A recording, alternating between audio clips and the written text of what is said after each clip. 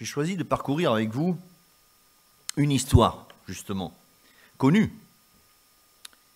Et nous allons lire ensemble dans l'évangile de Jean, au chapitre 4, les 30 premiers versets.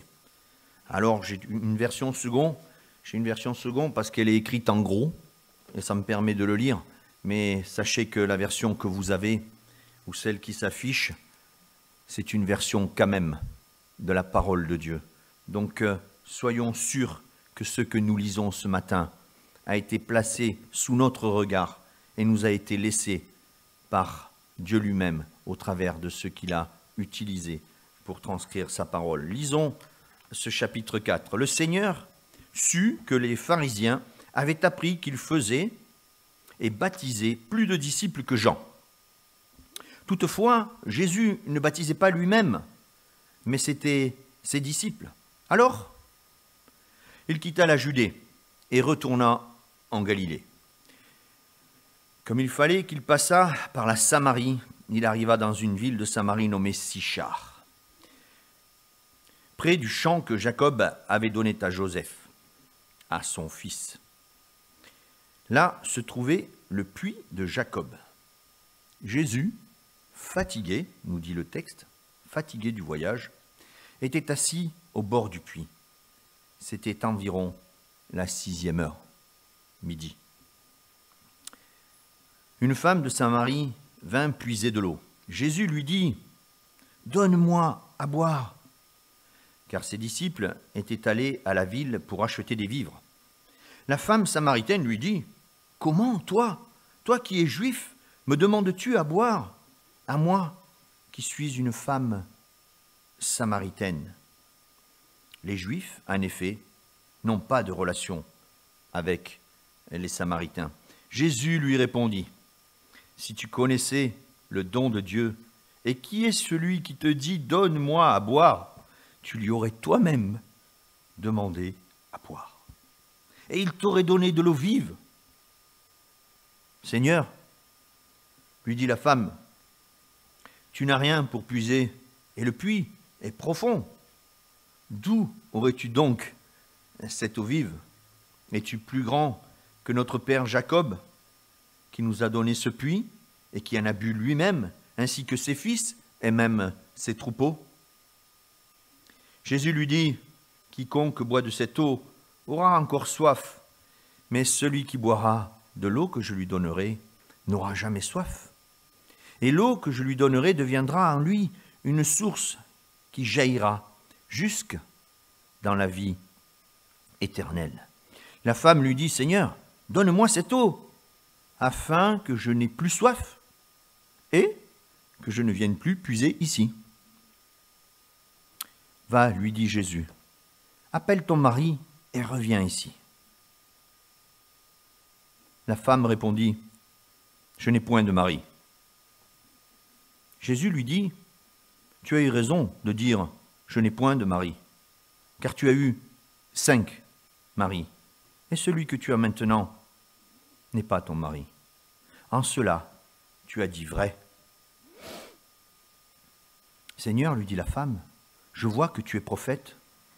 Nos pères ont adoré cette montagne, et vous dites, vous, que le lieu où il faut adorer est à Jérusalem. Femme, lui dit Jésus, crois-moi, l'heure vient où ce ne sera ni sur cette montagne, ni à Jérusalem que vous adorerez le Père. Vous adorez ce que vous ne connaissez pas. Nous adorons ce que nous connaissons, car le salut vient des Juifs. Mais l'heure vient, et elle est déjà venue, où les vrais adorateurs adoreront le Père en esprit et en vérité, car ce sont là les adorateurs que le Père demande. Dieu est esprit, et il faut que ceux qui l'adorent en esprit et en vérité. La femme lui dit, « Je sais que le Messie doit venir, celui que l'on appelle le Christ. Quand il sera venu, il nous annoncera toutes ces choses. » Jésus lui dit, « Je le suis, moi qui te parle. » Là-dessus arrivèrent les disciples, qui furent étonnés de ce que Jésus parlait avec une femme. Toutefois, aucun ne dit, « Que demandes-tu » ou pourquoi lui parles-tu » Alors la femme, ayant laissé sa cruche, s'en alla dans la ville et dit aux gens, « Venez voir un homme qui m'a dit tout ce que j'ai fait. Ne serait-ce point le Christ ?» Ils sortirent de la ville et vinrent vers lui. Voilà notre lecture. Ce texte a été commenté par de nombreux spécialistes et des théologiens. Et pour la plupart d'entre eux, ils font ressortir au travers de ces paroles et de ce texte la notion de nourriture et de boisson. Cette eau vive qui spirituellement vient alimenter notre âme. Cette eau vive qui jaillit de la parole de Dieu lui-même, du Messie, de Jésus-Christ qui alimente notre foi. Mais aujourd'hui, je me lance dans un exercice un peu particulier, car ce que je veux retenir de ce passage est le titre que je voudrais vous laisser ce matin. C'est Jésus-Christ te connaît mieux que toi-même. Dieu connaît ton cœur. Quand je débutais dans mes premières prédications, j'étais, heureusement pour moi, conseiller. Je le suis toujours aujourd'hui, je vous rassure, et j'en ai besoin. Et une de ces personnes qui me conseillait insistait lourdement à chaque fois qu'un texte était choisi, en me disant « David, il faut que tu t'inspires de ce texte et que tu te poses la question « Qu'est-ce que l'auteur a voulu dire au travers de ce passage ?» Alors oui, ils ont absolument raison, tous ces prédicateurs, tous ces théologiens qui, à travers ce passage, vous annoncent que l'eau vive qui sort de la parole de Dieu est une eau qui nous conduit jusque dans la vie éternelle. Oui, ils ont raison. Et moi, j'ai lu dans ces mots de Jean ce matin un autre thème, celui que je vous ai énoncé. Jésus-Christ te connaît mieux que toi-même. Ce que je voudrais qu'il reste dans votre cœur après notre méditation ce matin, c'est cette notion de connaissance intime de Dieu envers sa créature. Je m'excuse par avance parce que vous noterez peut-être certaines confusions dans mon langage ce matin. Je vais par moments faire un mix entre Dieu et Jésus-Christ, le Messie, Dieu. C'est pas facile de se poser et de poser un sujet avant chaque verbe dans ce passage. Mais quelque part, c'est sans doute normal, puisque nous sommes convaincus que dans l'enseignement de la parole, il y a une seule personne dans la Trinité, à savoir Dieu le Père, Jésus-Christ, le Fils fait homme et Messie, et puis le Saint-Esprit, consolateur, envoyé par Dieu pour guider l'âme de ceux qui veulent le suivre et le servir.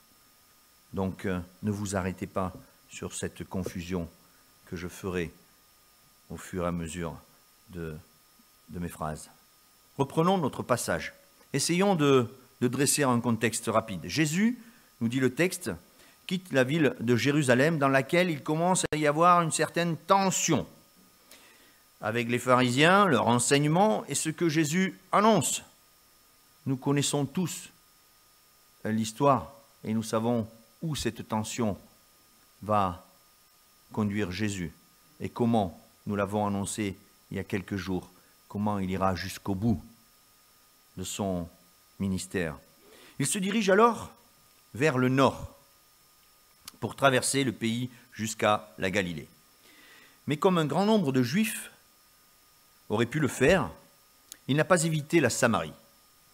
En effet, et ça le texte en fait mention, vous l'avez vu, en effet le peuple juif méprisait les habitants de la Samarie. Il les estimait illégitimes, leur existence, et c'est un vieux reste d'histoire, comme il en reste souvent entre différentes nations, différents peuples. Une rancune engendrée lors de l'exil du peuple d'Israël. Jésus ne va pas se détourner. Jésus, nous dit le texte, part à la rencontre de ces gens qui avaient entendu parler de lui. Il arrive dans cette contrée et fait une halte avec ses disciples. Le texte nous dit qu'il s'arrêta près d'un puits pendant que ses disciples se chargent de trouver à manger. Le texte nous dit même, et cela me surprend un peu, que Jésus était fatigué. C'est bien là que nous reconnaissons que dans cette Trinité, il y a ce Jésus fait homme, parce qu'un homme, et je suis bien placé pour le savoir, est souvent fatigué. Nous savons qu'avec Dieu, rien n'est laissé au hasard. Jésus fait donc la rencontre de cette femme au bord de ce puits. Les contemporains de Jésus auraient fui cette rencontre, car une femme seule, à cette heure de la journée, le texte nous dit qu'il était midi, dans un lieu public, et qui plus est, avec la réputation qui était la sienne dans sa ville, tout cela n'était pas une référence pour ceux qui s'en approchaient. S'engage alors une discussion, je ne sais pas si vous avez suivi le truc, un dialogue entre guillemets de sourds, une discussion décousue, un échange qui pourrait nous paraître incompréhensible. Jésus essaye de faire découvrir à cette femme l'importance de nourrir ou d'abreuver son âme. Il lui parle clairement. L'importance de sa vie spirituelle. Cette femme reste terre à terre. Pour elle, tout ce que peut lui apporter cet homme, Jésus, c'est de l'aide pour éviter les corvées quotidiennes. Tout ce qu'elle comprend de cette eau vive, c'est qu'elle n'aura plus besoin de venir puiser de l'eau dans ce puits. Elle le dit, je n'aurai plus besoin de venir puiser ici. Elle ne perçoit pas, à cet instant, l'importance du message que Jésus lui-même lui annonce. Et Jésus de continuer et d'insister pour lui présenter la bonne nouvelle, pour lui faire comprendre qui est celui qui s'adresse à elle, pour lui donner l'occasion de sauver son âme. Le message de l'Évangile que Jésus lui-même apporte à cette femme n'atteint pas à ce moment-là la destination voulue. Il reste dans l'incompréhension. Près de 2000 ans ont passé. Et frères et sœurs, ne nous décourageons pas, parce qu'aujourd'hui encore, nous avons souvent l'impression que ce message de l'Évangile que nous essayons d'apporter aux autres reste dans l'incompréhension. Ce n'est pas triste, parce que l'histoire ne s'arrête pas là. Et tout va basculer à partir du verset 16. Lorsque Jésus dit à cette femme, « Va donc chercher ton mari », lui dit Jésus, « et reviens ici ». Quelle réaction ? « Je ne suis pas mariée », lui répondit-elle. « Tu as raison de dire « je ne suis pas mariée ». En fait, tu l'as été 5 fois, et l'homme avec lequel tu vis actuellement n'est pas ton mari. Ce que tu as dit là est vrai.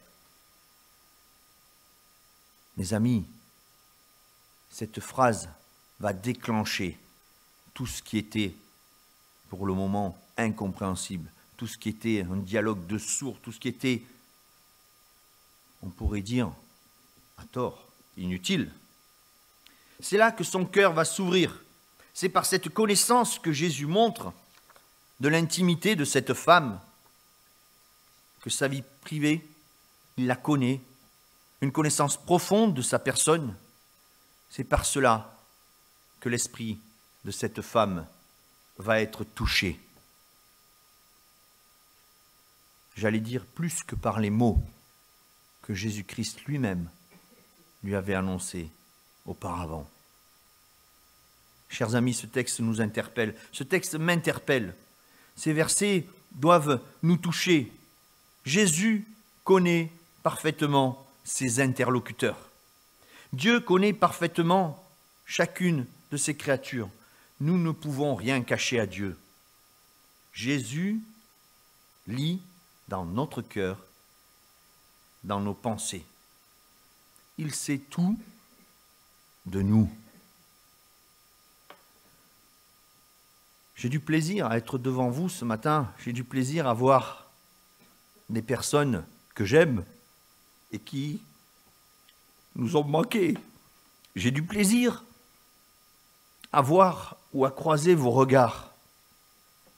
Mais je suis frustré de ne voir que vos regards, des demi-visages qui sont là devant moi.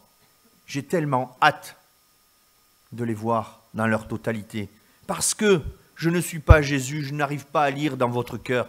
Et peut-être que voir autre chose que vos yeux, même si on dit que les yeux sont le miroir du cœur ou un truc comme ça. Mais bon, au travers des lunettes et tout le reste, j'ai du mal à lire dans votre cœur. Ce sourire que je pourrais voir sur vos visages m'aiderait ce matin. Dieu n'a pas besoin que vous retiriez votre masque. Il a déjà tout vu, ce qu'il y a en dessous. L'épisode de la Samaritaine n'est pas une première pour Jésus-Christ. D'autres passages dans l'Évangile nous rapportent qu'il a interpellé des personnes en pleine connaissance des détails personnels de leur vie.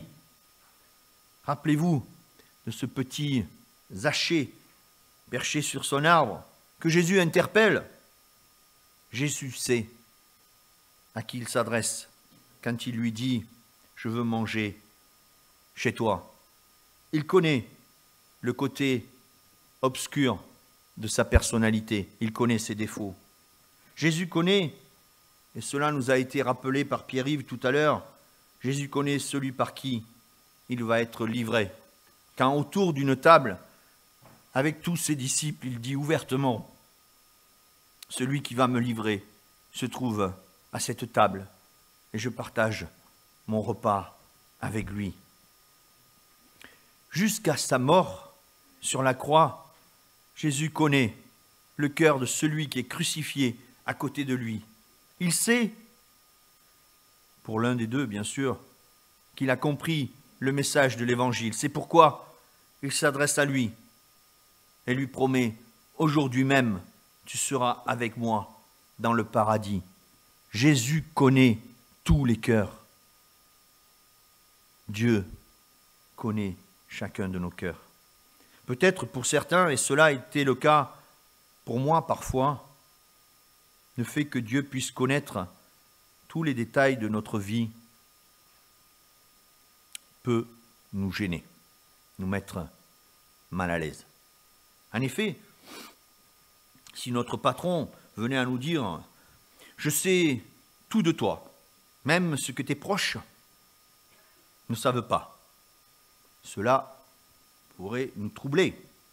Si notre voisin venait nous dire « Je sais tout ce que tu as fait », même ce que tu as fait il y a très longtemps, comment le sait-il? Je viens d'arriver dans mon quartier. Cela me troublerait. Si mon pasteur me disait « David, je connais toutes tes pensées, même celles que tu n'as pas encore eues », je serais inquiet. Jésus dit à cette femme « Je sais tout de toi ». Quelle leçon pour nous que l'attitude de cette Samaritaine. Frères et sœurs, regardons, examinons sa réaction et prenons cela vraiment comme une véritable leçon. Lorsque Jésus lui parle de sa situation matrimoniale, de son passé, de ses péchés, elle ne se cache pas. Elle ne se vexe pas. Ça, c'est trop dur pour nous aujourd'hui. Elle ne se vexe pas. Elle ne se sent pas agressée. Bien au contraire. Cette réaction la rend attentive. Elle a enfin trouvé quelqu'un qui la connaît. Venant de la part de Dieu, je dois prendre comme un privilège le fait qu'il me connaisse mieux que moi-même. Le fait que Dieu sache tout ce que j'ai fait, ce qui était bon, mais aussi ce qui était très mauvais dans ma vie. Le fait que Dieu le sache doit me soulager, doit me réconforter et me réconcilier avec lui. Car lui me connaît, et lui seul me connaît parfaitement. Cela doit déclencher une confiance illimitée en lui, de ma part, de votre part. Il vous connaît mieux que vous-même. Chers amis, tout comme cette femme samaritaine, sachons ouvrir grand nos cœurs à notre Dieu. Ne gardons rien de caché à l'intérieur.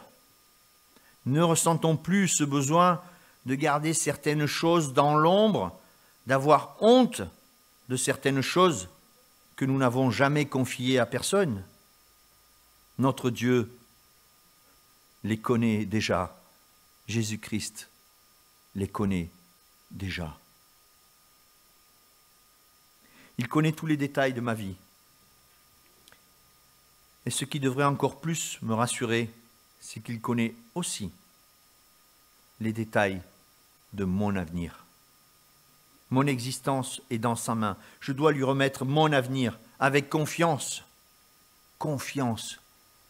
Confiance, c'est cette relation que Jésus-Christ a développée avec cette Samaritaine.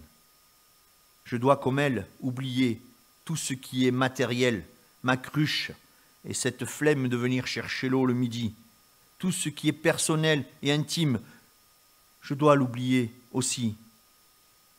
Il n'y a plus, entre guillemets, de cachotterie possible avec Dieu, mais juste une confiance illimitée. Frères et sœurs, c'est une question que je vous pose, que je me pose en même temps. N'y répondez pas parce que je serais peut-être surpris ou alors déçu, mais est-ce que dans ma vie, j'ai accordé une fois une confiance illimitée, avec un I majuscule, à quelqu'un? C'est ce que Dieu, c'est ce que Jésus-Christ attend de nous ce matin. Alors, ce texte est beau. Ce texte nous raconte l'histoire d'une époque lointaine. Mais quelle application pratique pourrions-nous tirer de cet enseignement? Dans notre vie de chrétien, comment pourrions-nous utiliser les leçons tirées de ce passage? Nous avons vu que la confiance se gagne, la confiance s'acquiert au fur et à mesure de la connaissance de l'autre. Ceci n'est pas uniquement valable pour la Samaritaine. La confiance que je peux gagner chez un autre être humain est boostée par le fait que je le connaisse de mieux en mieux. Nous avons vu que par l'intérêt que l'on peut montrer à un interlocuteur, c'est Jésus qui nous le montre, le partage de son cheminement, de son parcours professionnel, de sa vie privée, on peut obtenir son écoute, on peut obtenir sa confiance, on peut obtenir son attention. C'est pourquoi je nous invite à mettre en pratique cela dans notre vie. Dans notre vie de disciples, sachons être à l'écoute de nos interlocuteurs. Je suis mal placé pour dire cela ce matin, puisque je ne vous écoute pas. Je vous parle avec les paroles qui sont sur mon cœur ce matin, mais que après ce moment, nous puissions faire notre ce désir d'être à l'écoute de nos interlocuteurs, en sachant apprendre à les connaître pour mieux leur parler. Sachons mieux les comprendre pour mieux leur présenter le message de la bonne nouvelle. Mes amis, nous avons tous dans nos relations, et moi-même, dans mes relations professionnelles, j'ai beaucoup d'échanges avec les gens qui travaillent avec moi. Et depuis des années, je m'attache à essayer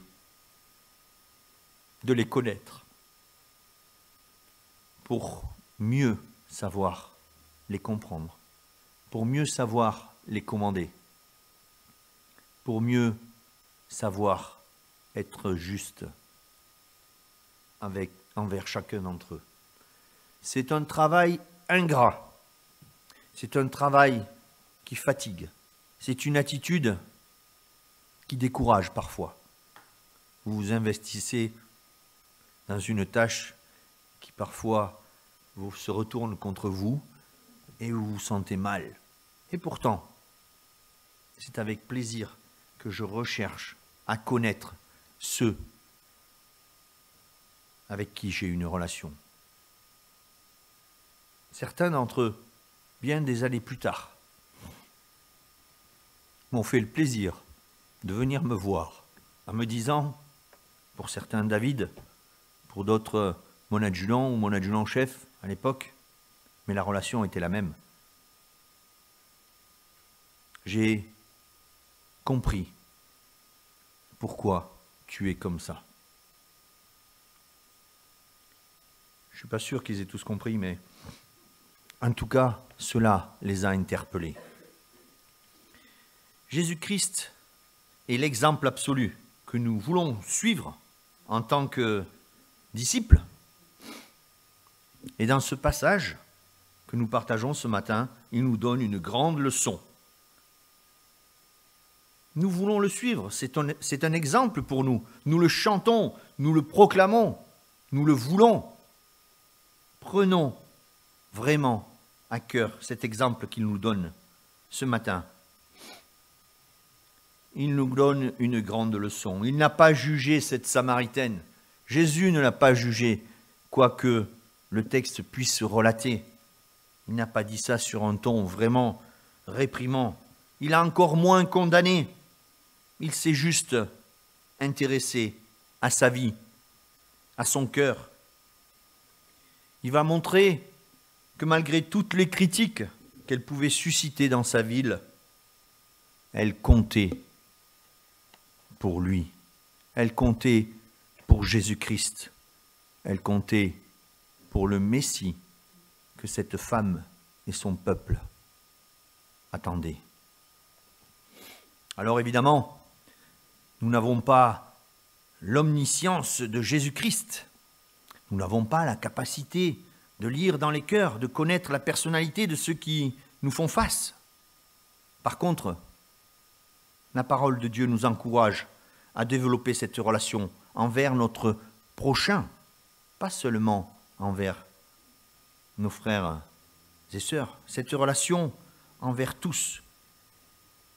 Apprendre à mieux les connaître, pour apprendre à mieux les comprendre et les aider à cheminer dans la foi pour ceux qui ont déjà la connaissance de Dieu et pour ceux par contre qui n'ont pas reçu ou pas encore reçu le message de l'Évangile, développer une relation de confiance, une relation de paix dans laquelle les échanges autres que bassement matériel. C'est ce que l'on a souvent dans les premiers contacts avec nos voisins, avec nos amis, avec nos collègues de travail. C'est vraiment du terre-à-terre, comme cette Samaritaine avec Jésus. Oui, je veux bien une tonneau, si cela m'empêche de venir en chercher tous les jours. Voilà, un discours un peu creux. Développons cette notion d'échange, de confiance. Voilà autant d'occasions de mettre en pratique cet enseignement. Nous avons lu le passage en entier et pour le moment, nous ne nous sommes pas encore arrêtés sur les derniers versets. Prenons le temps de regarder la fin de cette histoire. C'est une histoire et quelques versets qui me touchent beaucoup. C'est pour ça que quand j'en parle, et quand j'en parle, à chaque fois que j'en parle, je suis ému par cette fin d'histoire. La femme samaritaine, au verset 28, laisse tout ce qu'elle est en train de faire. Le texte nous dit, elle posa sa cruche et s'en alla dans la ville, et dit aux habitants, venez voir un homme qui m'a dit tout ce que j'ai fait. Ne serait-il pas le Messie? Le texte nous dit que toute la ville se déplace pour voir Jésus. Cette phrase résonne dans mon cœur ce matin et j'aimerais qu'elle continue à résonner dans le vôtre. Quelle efficacité pour Jésus-Christ. Quelle efficacité dans l'annonce de l'Évangile, en quelques instants, par quelques mots, et une attitude profonde. Il a transformé cette femme. Elle part à la rencontre de ceux-là même qu'il a montré du doigt, qui pouvaient la critiquer, qui pouvaient la mépriser. Et elle annonce à son tour ce message merveilleux. Il se base sur ce qui était le plus important pour elle, ce qui l'a touché le plus. J'ai rencontré un homme qui m'a dit tout ce que j'ai fait.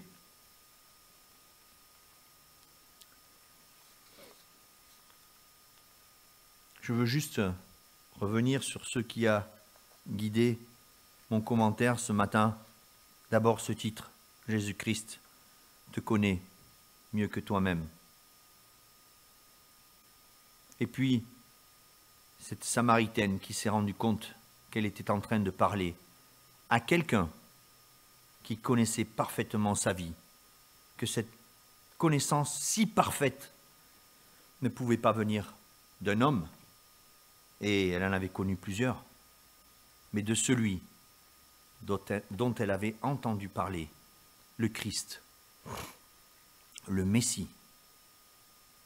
Chers amis, ce matin, je vous invite à nous incliner dans la réflexion. Une réflexion personnelle.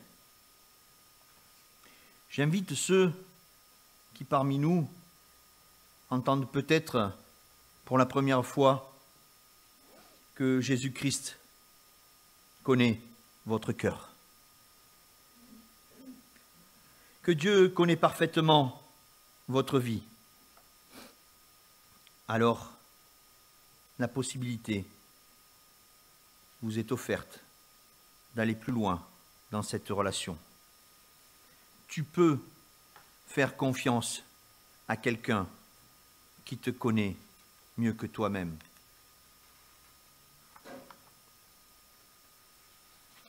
Tu as peut-être été déçu par la confiance que tu as pu mettre dans les hommes, mais si tu mets ta confiance en Dieu, tu ne seras jamais déçu.